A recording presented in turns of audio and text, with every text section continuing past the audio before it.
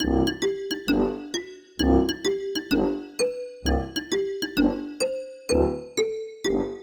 everybody, and welcome back to another episode of Blind Squirrel Talk, famous in a small town. I'm Lulu. I'm Kim. Just Julie. Just Julie. We have Just Julie here with us today. And not only is she the newest member at City Hall, but you also are a great resident here in Maysville that we love to death. I am dying to know what brought you to Maysville. It just happened to be where the house was. My husband came home and said, I found a house, it's in Maysville. And I said, Maysville? Where's Maysville? Because we're not Georgia natives. And he had come up here and looked at the house, and Connie said, I'm not giving you this house till you bring your wife back, and she okays it. So here we are. Here we are. It was by chance. And you came from? Conyers. Conyers to Maysville. Mm-hmm. And prior to that, you were from Pennsylvania? Oh, no. No. I was Wisconsin native. Oh, okay. We were in Los Angeles area for a while because my husband worked in film, so we were here because of the film industry. And Okay. So the film industry has been really big in Georgia. So tell us, how did he get into the film industry, and what's it like being the wife of somebody in the film industry? I think his first movie was in Montana. River Runs Through It, and then Oh my gosh, River Runs Through It. That's a great movie. I love that movie. so he did wardrobe, and for me, I wasn't at home doing the laundry. He was out doing all the fun stuff. But I think that's my job as a wife, is to make sure that he can be the best person he can be, and however I could help him. And that's what we did. So However you could help him to be the best person he could be. Well, speaking of help. that, helping him be the best person he can be, you recently gave him your kidney. I did. Tell us about that. That's What is that amazing. about? Well, first, it kind of, how do I describe?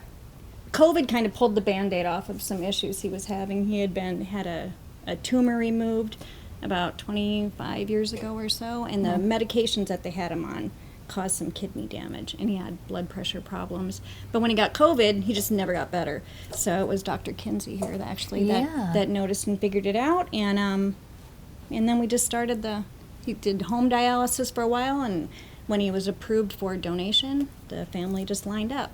Aww. And I feel kind of bad about this. I held back for a little bit because I thought the kids were, the kids were all like lining up to test, and I knew my blood type was fine. So I'm like, let me just get this done. And they just kept saying, nope, come to the next stage. And then got a call one day. They said, you're approved. So. Wow. And then we scheduled it from there, and I told them it was the weirdest date I'd ever been on. All right. How does the whole process work? The testing is grueling. You go through levels of testing, and it's probably about as thorough as it can be. I know a lot of people don't want to donate because they think it will shorten their own lifespan, but they say actually kidney donors tend to live longer because they're healthier. So, it's probably the most intense look under the hood you'll ever, get. So it took, when was it? August I was approved, and, January. By December we were scheduled.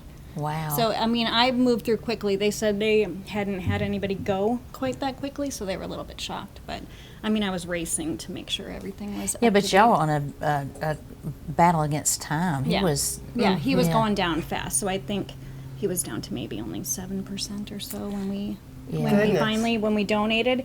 And then the following morning, he was at 90% kidney function. In one day. In one day. And the doctors actually said it's the coolest thing because they'll take it out of the donor, and it starts to darken as it loses its blood flow. He said, and as soon as we put it in, it just pinked right back up and got right back to work. And he has been doing great. Were y'all like in the operating room together or in separate? How did that work? Well, it seems like it takes forever to get to that point. And then the morning of surgery, you walk in, they sent him down there, they had me down here, and like 10 minutes later, they were taking me out. I'm like, all that for this? It happened so quickly. The donor goes in, and after I think it was like 45 minutes or so, they said they would take him in and start getting him ready. So. Wow. And they didn't even give me a chance to get nervous. She said, we're going to give you something after your surgeon comes in, and he was still talking to me, and I was gone. And the next thing I know, I woke up. How was your recovery? It wasn't as good as they kind of told me it would be. It was a little rough. It was supposed to be all laparoscopic. The surgeon changed at the last minute. So, After you'd fallen asleep? No, I saw him right before, but what am I going to do? Say no? I'm Right. like, what's this go? So from about your belly button, I have an incision that goes up here and then 2 laparoscopic. So, and I didn't tolerate the gas that they pump you full of very well. So Because you're so tiny. I couldn't eat, really well for a while, and that stomach incision hurt. There was a lot of pressure from that. But at about the 6 Did you week feel mark, like with the gas that you were carrying around like a 500-pound person? yeah, it was coming out everywhere. Yeah. My shoulders, my ears, my head, my neck, and I, like I said, I couldn't Yes. eat. I was starving, but I couldn't eat. So, yeah, it was a It's little such miserable. a weird feeling. So my children, I'm like go, go, go, go, go. Anybody that knows me, I'm not known for being slow at anything. So my daughters came in to see me, and she's like, my youngest Hosanna's like, what is wrong? Like, mom's dead. Dad's in there, like high as a kite, having a great time, feeling great, but mom's dying. Like, she was Yeah. scared because it was the opposite. So yeah, I was like, I just wanted to go to bed, and he was like talking, and my daughter's like, she said, I told him to go to sleep, like, stop, it's 3 o'clock in the morning, you need to go to bed, get some rest. She goes, it felt like such a role reversal. So yeah, I encourage anybody out there who you think you might even want to do it, just get tested. It's probably the coolest thing you will ever get to do. So And you saved your husband's life. I mean, you literally saved his life. how could you not? I don't know Yeah. how you'd say no. It was just, you need a kidney, sure. So. You're an amazing woman. No, I think anybody would do it if your loved one was in need. You just do it. You don't think. So it's just like people you see run into dangerous situations. Yeah. You don't think about it. You just do it. So does he thank you every day for his kidney? Nope. Sometimes he asks me if I want it back.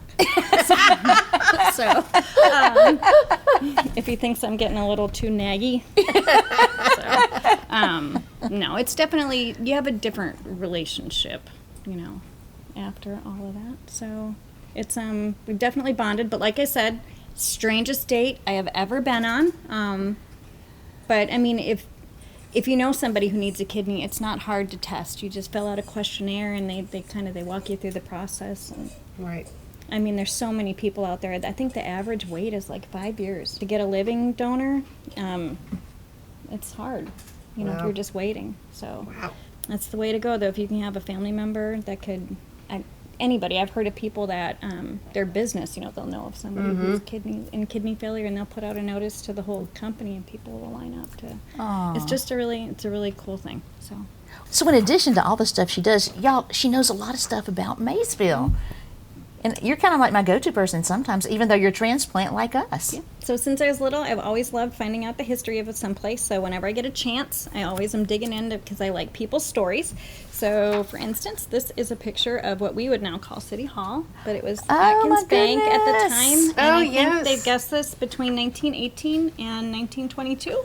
So like, I look at these windows every day, so that's really, really, really cool. And the original vault is still there, Yes, correct? it is. It is. What if that vault could talk? Right. Can you imagine? I know what's been in. So Yes. I mean, and there's still like the old lock boxes and stuff in there that don't actually open. So it's a little like waiting So you to don't know see. what's in it? We don't. It's a little like Al Capone's. Oh, it's probably like a Vault. time capsule. Yeah. I think we should hire a locksmith and open it. I think so. I think you might be You could onto call something. Charles.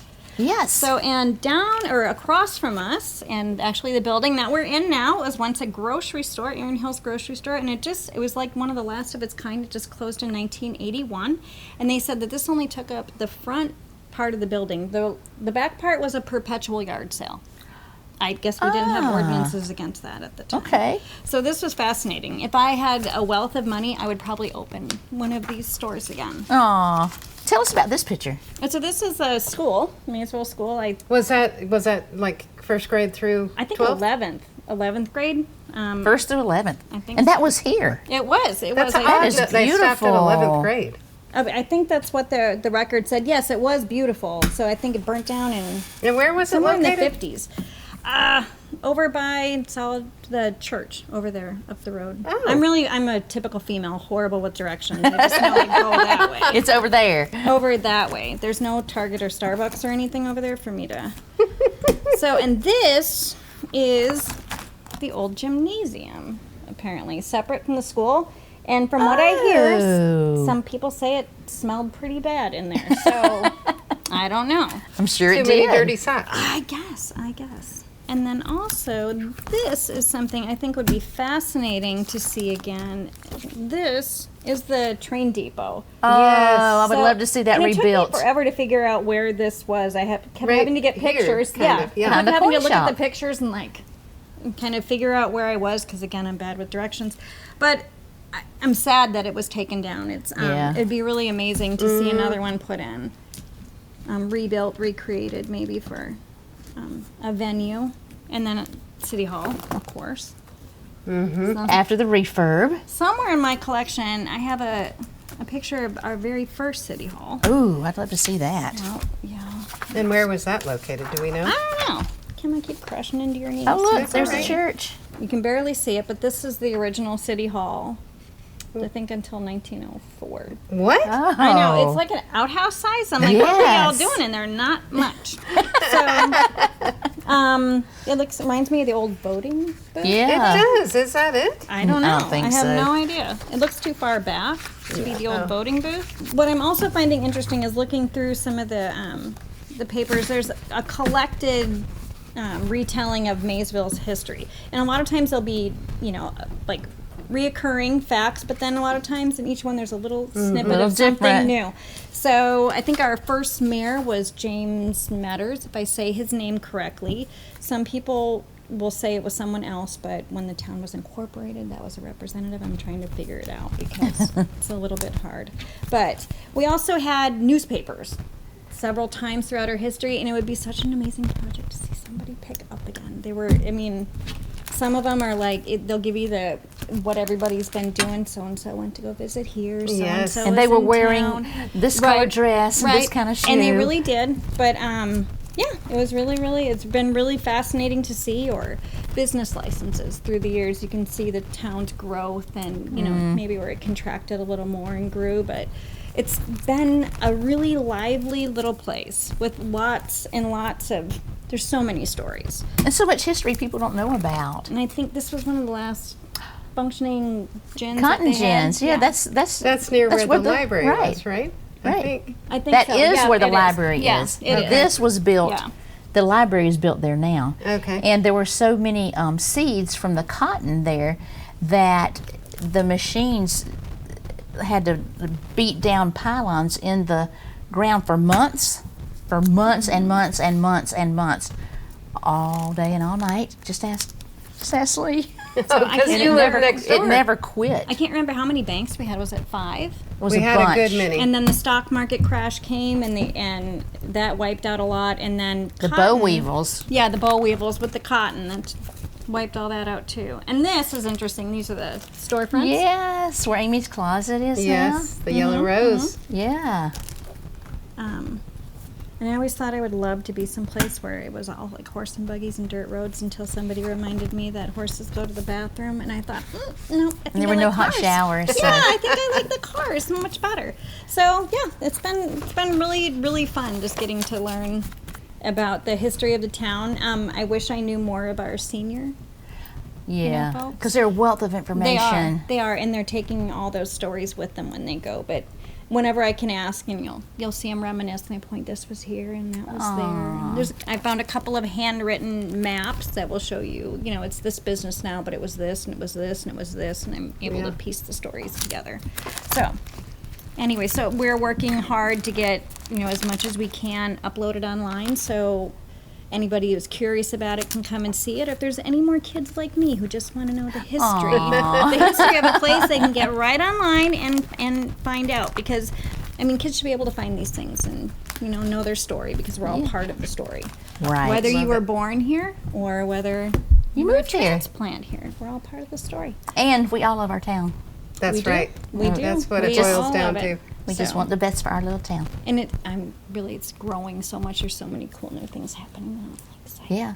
Like the new coffee shop. I do love. That's really. It's like it's bad that that's right down the street. From me. But I love it. I certainly do love it. And she keeps adding every week new stuff. So Yes, she does. don't even need to go to Starbucks anymore.